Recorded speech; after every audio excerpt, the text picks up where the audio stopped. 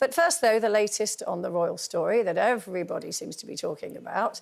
Last night, the senior royals allegedly at the centre of the race row, which were mistakenly published in the Dutch version of Omid Scobie's explosive book, Endgame, they were revealed on television by Piers Morgan. Now, the palace haven't commented officially on the claims.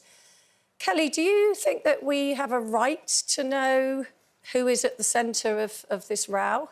Oh, I don't know. It's kind of an ongoing feud, isn't it? You know, I would have rather it been acknowledged and picked up when this first come out. And if there was any apologies, even if it was an unintentional swipe comment, that it came out then and we apologise and it wasn't meant. Because I think I have to see it from potentially Meghan's perspective of being a mixed-race person of colour in a white environment. I grew up with a white family.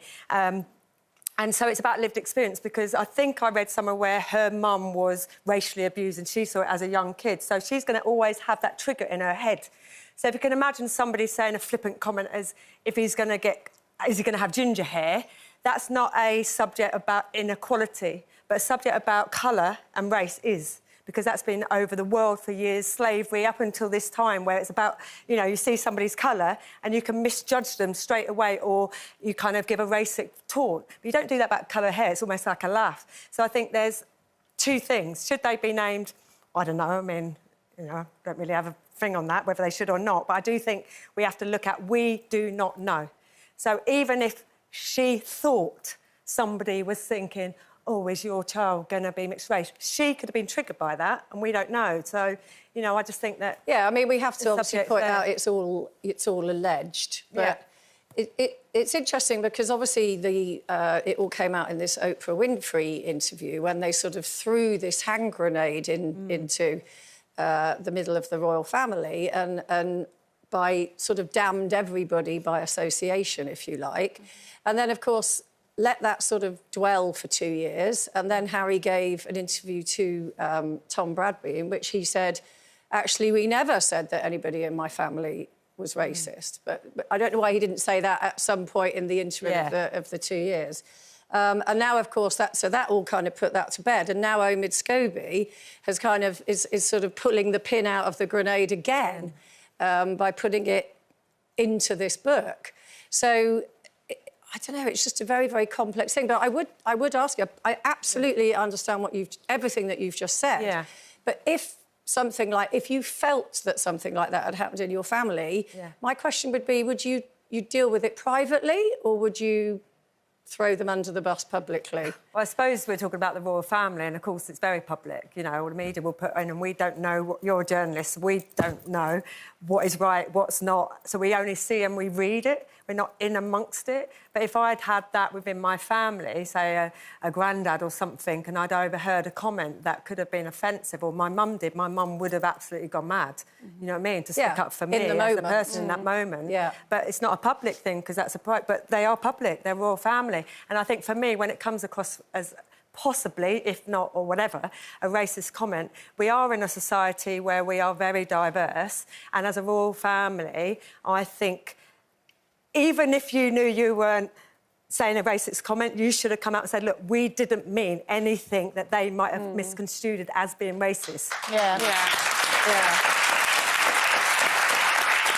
And again, I do just want to make clear legally that Prince Harry has actually said himself that he did not see that they did not see the comment as racist. But, you know, I think that story is going to run and run. But in terms of, like, moving it on, Liv, to closure, for example, I mean, obviously this is a very big topic in terms of...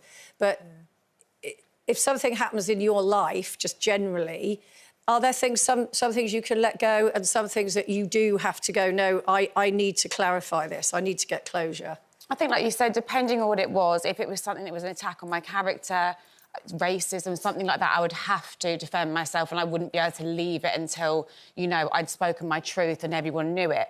But as I've got older, more minor things, shall we say, and disagreements and the way people feel about me, I'm much more able to leave them, because I think we all walk through life with our own set of rules. What I think is right and how I think I should hold myself and how people should interact might not be how you feel or how you feel.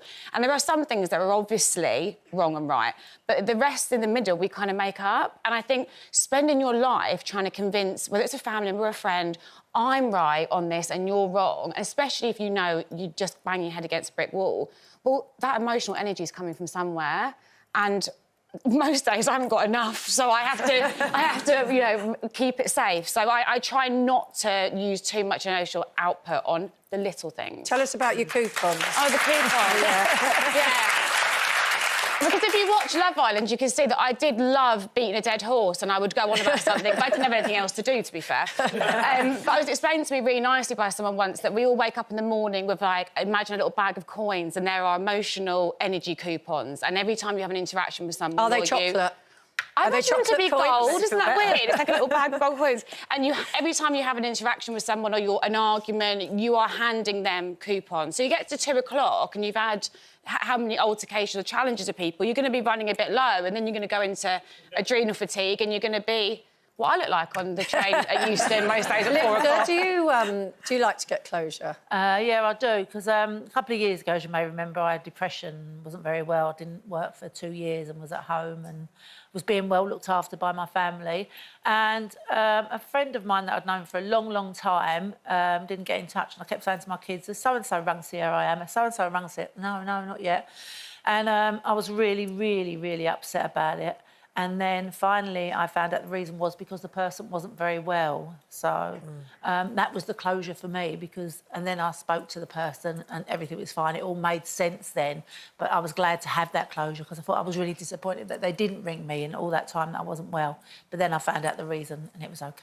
Oh. Well, I'm now going to bring closure to this topic. Oh, good. Well, good.